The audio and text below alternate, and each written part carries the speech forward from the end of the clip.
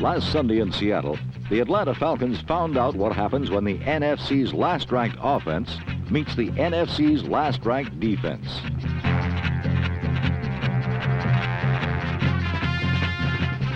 The Seahawks' inexperienced defense raked in 6 Falcon turnovers and kept Atlanta's faltering offense so off guard that the only Falcon touchdown was set up by a blocked punt.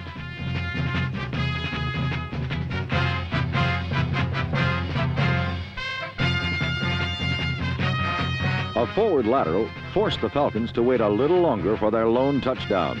But when the Seahawks had the ball, Jim Zorn wasted no time in legally moving it forward.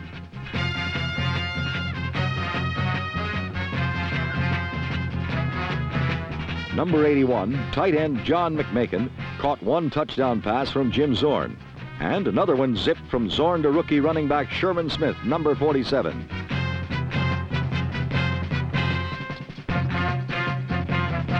Sherman Smith is 6'4", 217 pounds, and was a quarterback at Miami of Ohio. Last week he made some history as he became Seattle's first ever 100-yard rusher.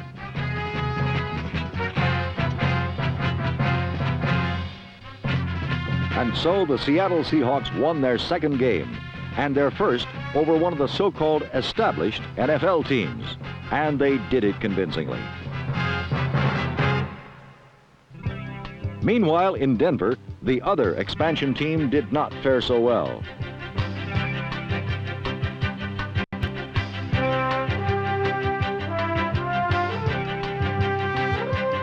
Tampa Bay was ahead in the third quarter, but the Broncos, led by Otis Armstrong and quarterback Steve Ramsey, scored 38 straight points to put the game far out of reach of the woebegone Buccaneers.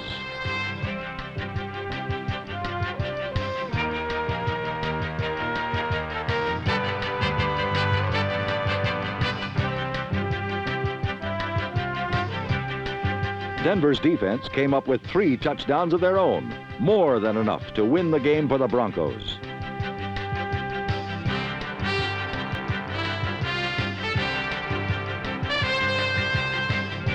As has become almost routine in Denver victories, the special teams were indeed special, especially punt returner Rick Upchurch, number 80.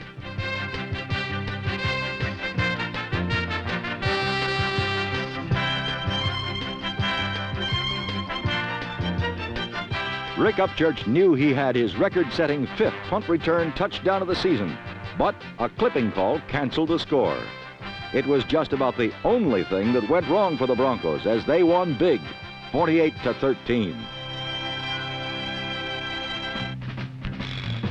In Milwaukee, the Packers faced the New Orleans Saints in a seesaw game which remained close throughout. Eric Torkelson gave Green Bay an early lead, but when quarterback Lynn Dickey went for more, he was hit as he threw, and the resulting duck fell into the waiting hands of linebacker Jim Merlo, number 57, who trundled in for his 2nd touchdown of the season.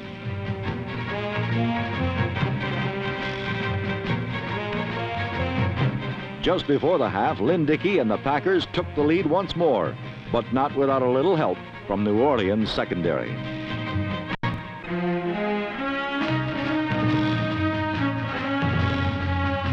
Rich McGeorge was the hero of the moment for Green Bay. But for every hero, there are always those members of the opposition whose thoughts are not concerned with glory.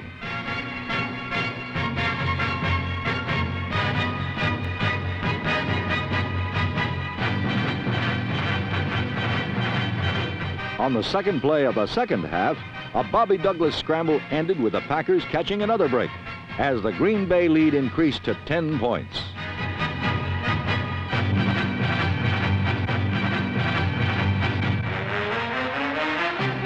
Bobby Douglas has been called many things, but never a quitter.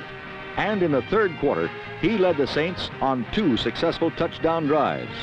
New Orleans led 27-23 until late in the fourth quarter, when number 40, Willard Harrell, made the difference for Green Bay.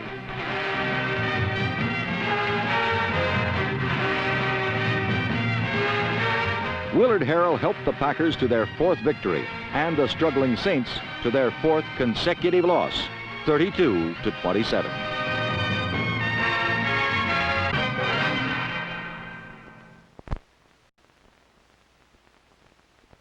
Mired in a deep rut of adverse publicity over his salary, the Bills' O.J. Simpson decided to dig himself out by trading punches with number 72, Mel Lunsford, the heavyweight defensive end of the New England Patriots, an indiscretion that got number 32 thrown out of the game.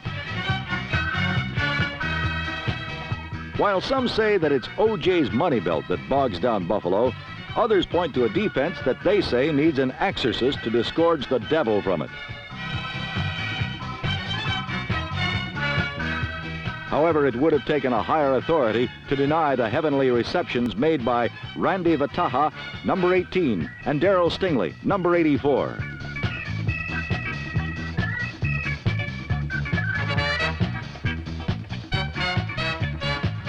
Only Patriot mistakes kept this game from being a rout. Twice, penalties canceled touchdowns, including this tour de force by tight end Russ Francis, number 81. New England had plenty in reserve.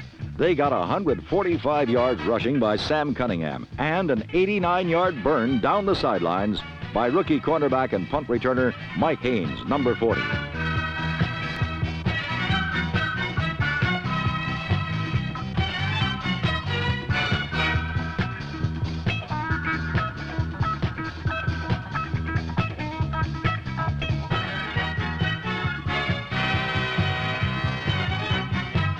While the Patriots won in a breeze 20-10 and remained 2 giant steps behind the Colts in the AFC East, the earth-shaking, ground-quaking Steelers bellowed and boomed and walked all over the Chiefs.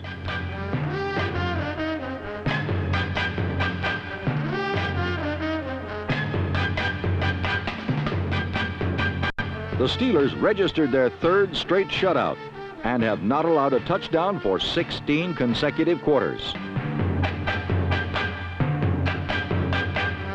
Even their unassuming Clark Kent mild-mannered reporter offense looked super by rushing for 330 yards and scoring 45 points. Pittsburgh possesses quality depth throughout their roster. They have a motherlode rich in receivers, including rookie Ernest Pugh, number 85. There are backs like Harris, Blyer, Fuqua, and nifty spare parts like Jack Delaplane, number 35, who scored 2 touchdowns. All in all, the world champions, after a horrid start, are as awesome as ever. Make room for them in Pasadena. They made believers out of the Chiefs, who were shut out for the first time in 179 games. In sunny San Diego, even a funky disco rain dance failed to keep the Chargers from being drowned by the Baltimore Colts. All-purpose back Lydell Mitchell, number 26, amassed over 200 yards running and receiving and made everything look easy.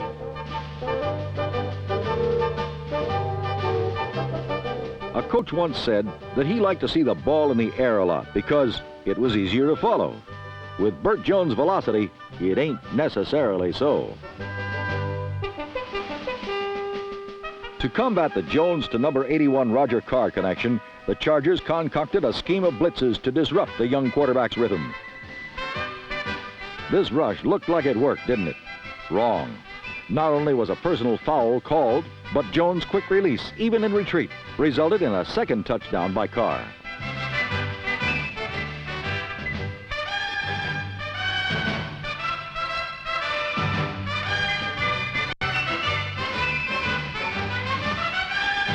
Jones so demoralized the Chargers that when he left, all that faced reserve quarterback Bill Troop was a team of phantoms and an empty end zone.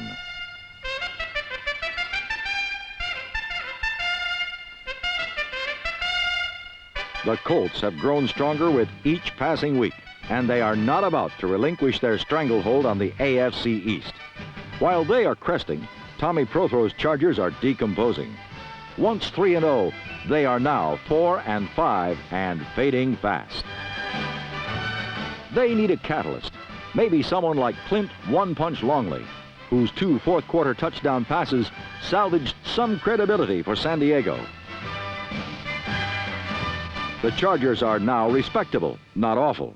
That is nice, but still a far cry from contention in the West. Colts 37, Chargers 21.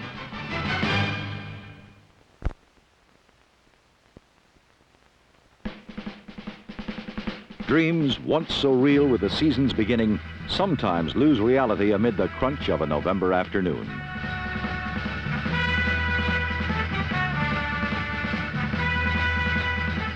And so it was for many last Sunday, as hopes tumbled, then turned into confusion, while vainly each scurried to claim a prize which would elude them.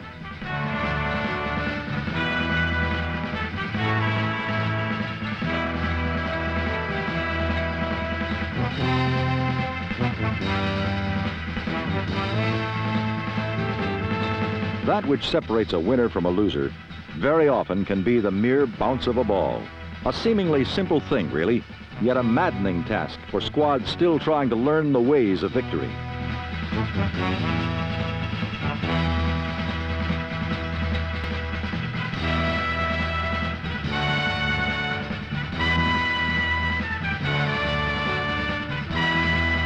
Failure to grasp the ball yields defeat, and is a fact well known by the New York Jets, whose failure to secure possession has helped to bury them in the rubble of a losing year.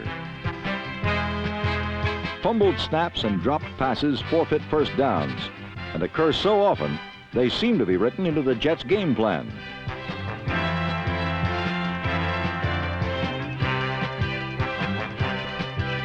However, against the Miami Dolphins last Sunday in Shea Stadium, the Jets were not the only ones guilty of muffed opportunities.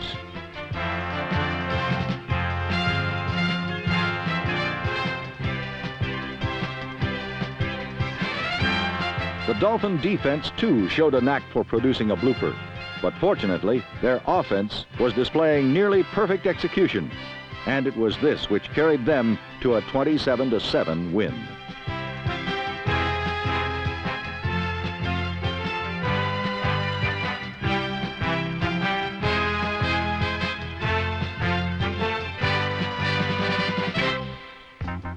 Earlier considered a sort of Cinderella story, the Chicago Bears have recently seen their glass slippers squeezed, then shattered by a host of contending teams, and by a football that seems always bent on bouncing in favor of their opposition.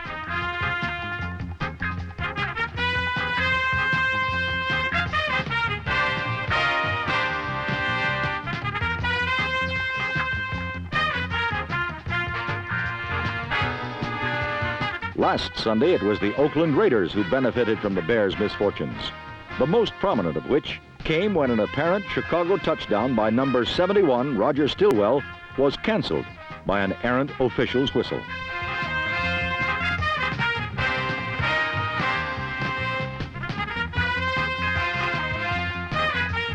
But where the Bears suffered from bad luck on defense, they enjoyed some good on offense, rolling in to claim 4 touchdowns, 3 coming on the legs of number 34, Walter Payton.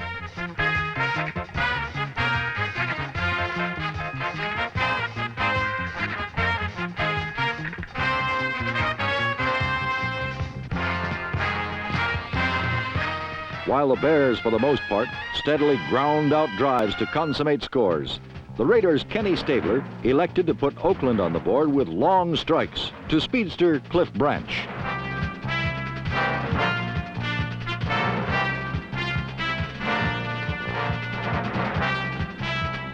The result netted one 75-yarder and another one covering 40 yards, the latter being another classic example of how a bounce of a football can beat a team.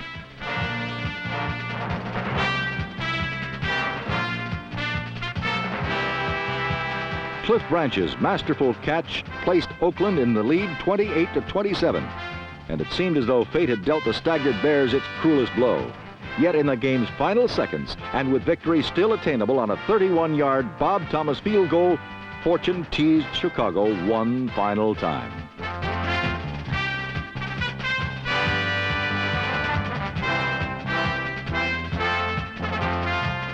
Thomas's kick hit the upright and bounced away, saddling Chicago with a 28-27 disappointment.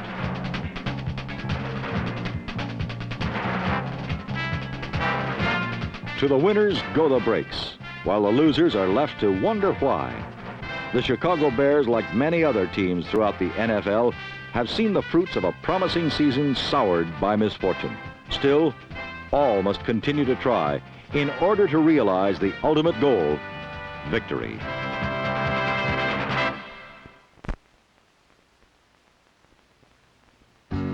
Northern Minnesota knows only two seasons, July and winter. And with running back Chuck Foreman enjoying a remarkable season, this winter promises yet another divisional title for the Vikings.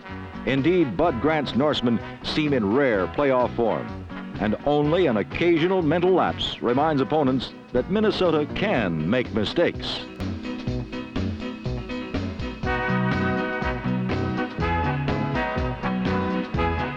Last week against Detroit, rookie Sammy White did an un-Viking-like thing, neglecting to carry the ball all the way into the end zone. But the Vikings played well enough to allow White a chance to redeem himself. And given another chance, his execution was flawless.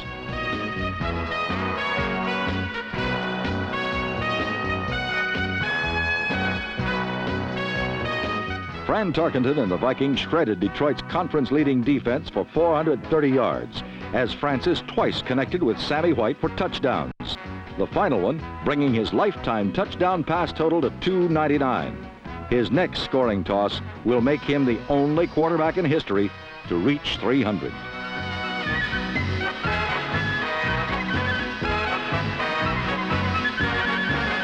With a comfortable 3.5 game lead in the NFC Central, there's reason to celebrate in the land of ice. A celebration likewise took place in San Francisco, where 49ers fans were treated to a virtuoso performance by an emerging star.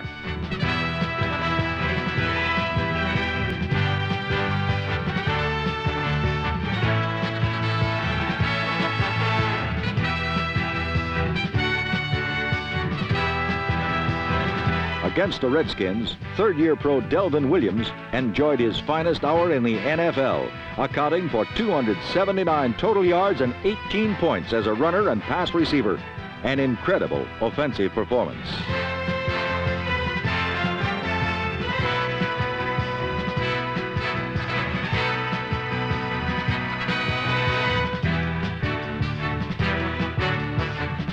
With 762 rushing yards to his credit, Williams is well within the reach of a 1,000-yard season, a feat well worth calling home about.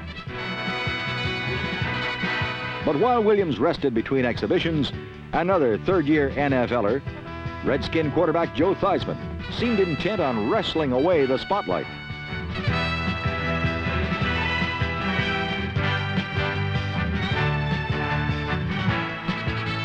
Theismann likewise enjoyed one of his best days ever, hitting on 20 of 32 pass attempts, including 3 touchdown tosses to tight end Gene Fugit.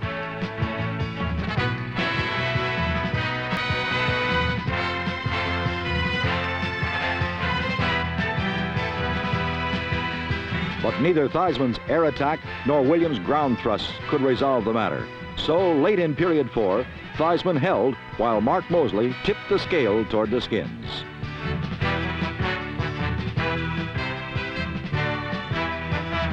Washington's upset kept their slender playoff hopes alive, while the slumping 49ers suffered their second consecutive narrow defeat.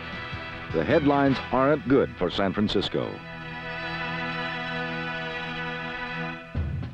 In Philadelphia, the headlines announced a return grudge match. But in a game dominated by hard hitting, a calculated risk produced the game's first points.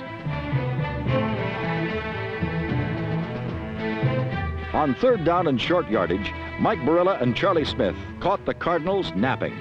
But this contest would be decided in the pit.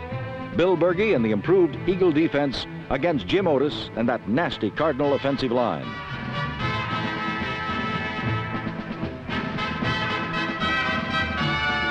Berge and the Eagles won the early rounds, but Otis and the Cardinal front just never stopped coming. And as the final stanza began to unfold, clearly St. Louis had gained the upper hand. Otis finished with 115 yards, and his fourth quarter bursts made possible a Jim Bakken field goal and a 3-point Cardinal advantage. Then, the Eagles made that one fatal mistake.